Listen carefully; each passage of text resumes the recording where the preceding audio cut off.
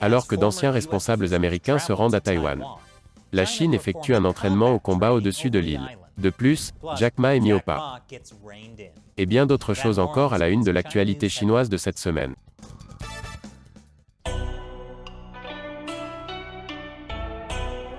Bienvenue à Chine non censurée, je suis Chris Chappell. Cet épisode est sponsorisé par Daily Peanut. L'actualité peut être une pilule difficile à avaler. C'est pourquoi Daily Peanut vous donne une dose quotidienne de nouvelles à parts égales d'humour et de substance. C'est quelque chose que je peux apprécier. Cette semaine, le président Biden a envoyé une délégation non officielle à Taïwan. La délégation comprenait l'ancien sénateur Chris Dodd et les anciens secrétaires d'État adjoints Richard Armitage et James Steinberg, qui ont servi sous les administrations George W. Bush et Obama. Il s'agit d'une délégation non officielle, dans la mesure où aucun d'entre eux n'est actuellement un fonctionnaire américain, et non pas non officielle comme si ces personnes avaient décidé par hasard de se rendre à Taïwan de leur propre chef. Vous savez, visiter le lac Sun Moon, manger des calamars frits au marché de nuit, rencontrer la présidente de Taïwan, Tsai Ing-wen. Des trucs de touristes normaux. Le geste de Biden n'est pas particulièrement provocateur ou inhabituel. En fait, la Maison-Blanche a souligné qu'il suivait une longue tradition bipartisane, d'envoi par les administrations américaines de délégations non officielles de haut niveau à Taïwan. Mais bien sûr, cela n'a pas empêché la délégation. Dites-le avec moi. De mettre la Chine en colère. Pourquoi Biden a-t-il envoyé cette délégation maintenant?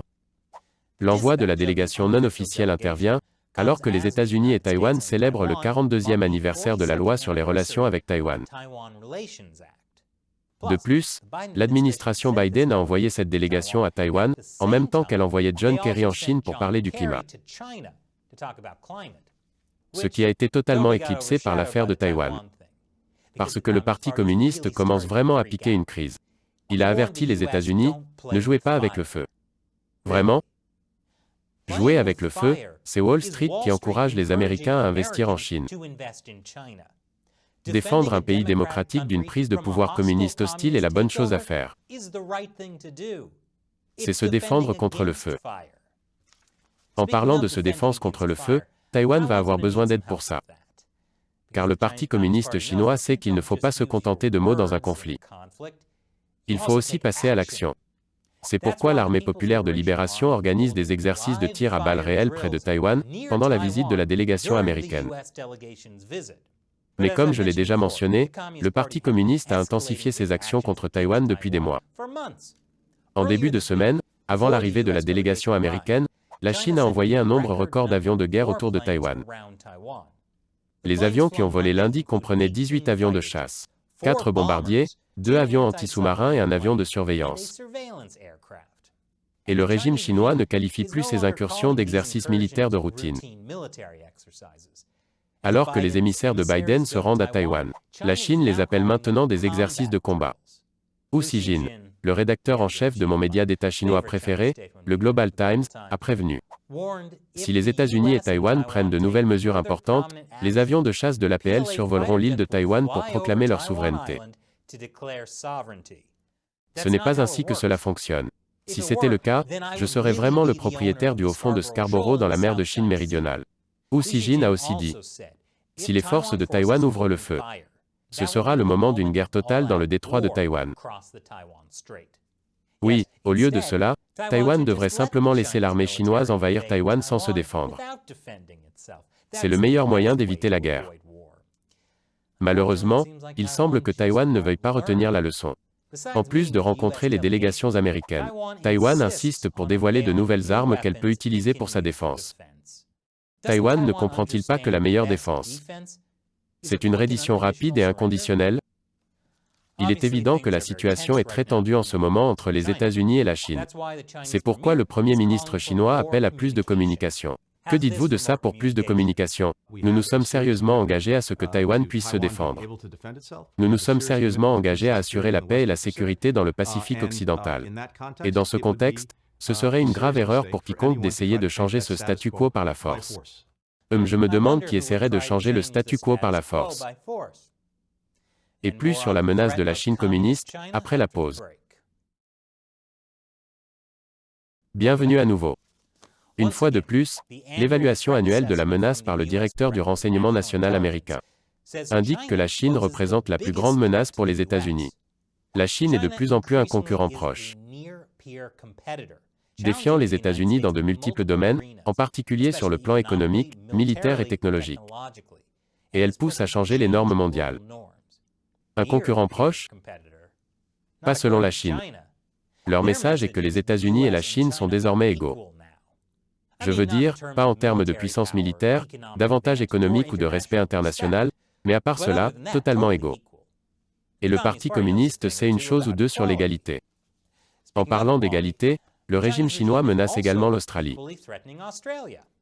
C'est ce qui ressort de ce nouveau rapport de l'Institut australien de politique stratégique.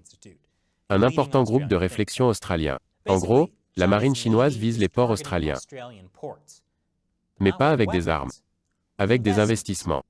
Le gouvernement australien est sous pression pour reprendre un grand port australien qui a été loué à une société chinoise. Pourquoi? Parce que, comme le dit le site web du port de Darwin, c'est un endroit stratégique. Il suffit de regarder tous les endroits où l'on peut se rendre depuis ce port. Taipei, très pratique. Et maintenant, écoutons un homme qui ne veut vraiment pas garder son job. Guo Fu, le directeur du Centre chinois pour le contrôle et la prévention des maladies. Il a peut-être admis que les vaccins chinois Covid ne sont pas très efficaces. Mais ensuite il a clarifié. Quand il a dit que les vaccins chinois n'étaient pas très efficaces, il ne voulait pas dire que les vaccins chinois n'étaient pas très efficaces. Dans un message adressé à l'Associated Press, Gao a déclaré qu'il parlait des taux d'efficacité des vaccins dans le monde, pas particulièrement en Chine. Oui, il ne parlait absolument pas du vaccin chinois Sinovac, dont le taux d'efficacité est d'à peine 50%. Il voulait dire que tous les vaccins Covid sont inefficaces, y compris les vaccins américains. Par coïncidence, le Parti communiste vient d'annoncer que Gao se portera volontaire pour la prochaine phase d'expérience sur les vaccins humains. Et des documents du gouvernement chinois ayant fait l'objet d'une fuite montrent que le Parti communiste fait tout ce qu'il peut pour empêcher la propagation du Covid d'entraver la persécution des pratiquants de Falun Gong. Le document officiel, provenant d'un district de l'est de la Chine, énumère une campagne de suppression des pratiquants de Falun Gong parmi les principales réalisations dans cette région en 2020, aux côtés d'autres tâches telles que le contrôle de la pandémie et le maintien de la stabilité sociale. Ok, alors imaginez que vous travaillez pour le Parti communiste chinois. Voici votre liste d'objectifs de performance des employés pour 2020. Voyons voir, suivre une formation au leadership, améliorer la gestion du temps. Ah voilà, torturer les gens qui méditent. Cochez cette case sur la liste. Et il n'y a pas que les pratiquants de Falun Gong qui sont persécutés. Les membres de l'élite du Parti communiste le sont aussi, y compris les milliardaires. Plus d'informations après la pause. Bon retour parmi nous. Jack Ma est un membre du Parti communiste, et l'un des hommes les plus riches de Chine. Mais cela n'a pas empêché le régime chinois de lui infliger une double peine. La société de Ma, Ant Group, a été frappée d'une amende record de 2,8 milliards de dollars, et est contrainte de se restructurer complètement. Il s'agit clairement d'un avertissement pour les autres entreprises technologiques chinoises. Peu importe que vous soyez un homme d'affaires prospère, c'est le Parti communiste chinois qui est aux commandes. Elon Musk doit prendre ce message à cœur, car il est apparu que Tesla collecte des données sur les citoyens chinois et les stocke en Chine, où, selon la loi, le Parti communiste chinois peut y accéder librement. Bonne nouvelle pour la jeunesse chinoise. Votre parti bien-aimé vous prépare pour le hachoir à viande. Les lycéens reçoivent une formation militaire accrue pour renforcer la défense nationale. Les lycéens chinois pourraient-ils devenir nerveux?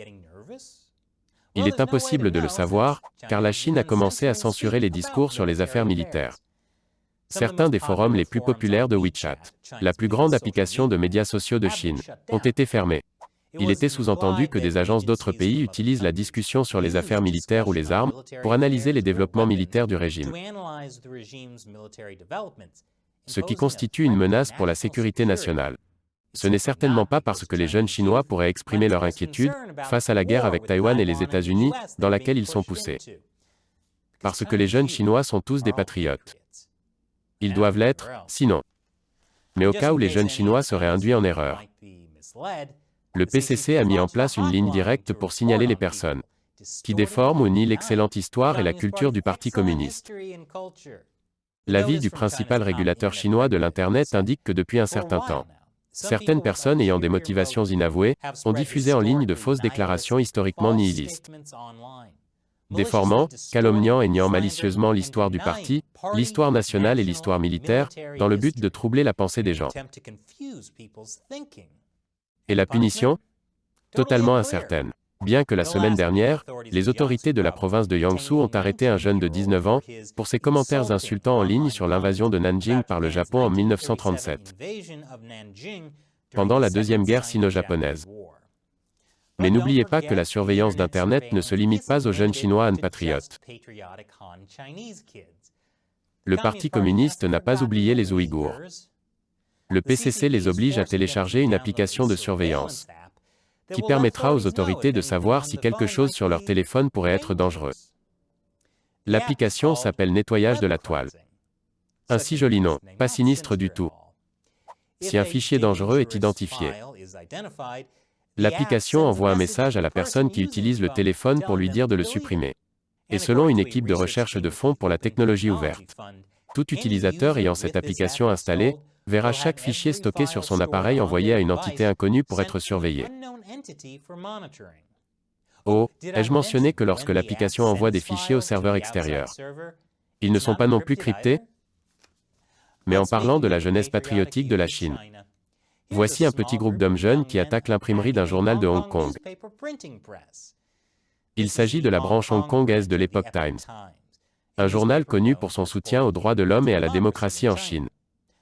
Le Parti communiste n'en est pas un fan. Les types avec des marteaux ne le sont pas non plus, ou comme le parti les appelle, des bâtons de l'égalité. L'attaque a été condamnée par les législateurs américains, le département d'État, et les fabricants de marteaux de forgerons du monde entier. Ils aimeraient rappeler à tous leur devise. Utilisez-les comme prévu. Je suppose que c'est pour les traîneaux. Peu importe ce que c'est. Et cet épisode est sponsorisé par Daily Peanut. Si vous voulez plus de nouvelles quotidiennes, et pas seulement dans une seule vidéo de 13 minutes, allez voir Daily Peanut. Il s'agit d'un ensemble de nouvelles rapides et opportunes, sélectionnées pour vous et disponibles pour être lues sur votre téléphone, tablette ou ordinateur. Ok, vous allez le lire sur votre téléphone. C'est pourquoi Alexander Graham Bell a inventé les téléphones. Lire Daily Peanut est un moyen facile de filtrer les bruits et d'en savoir plus sur les nouvelles mondiales qui comptent. Rejoignez plus de 250 000 autres lecteurs. Éducation et divertissement, livrés directement dans votre boîte de réception, chaque matin. Et le meilleur, c'est que c'est gratuit. Alors inscrivez-vous au Daily Peanut dès maintenant. Utilisez le lien dans la description ci-dessous. Je suis Chris Chappell, merci d'avoir regardé.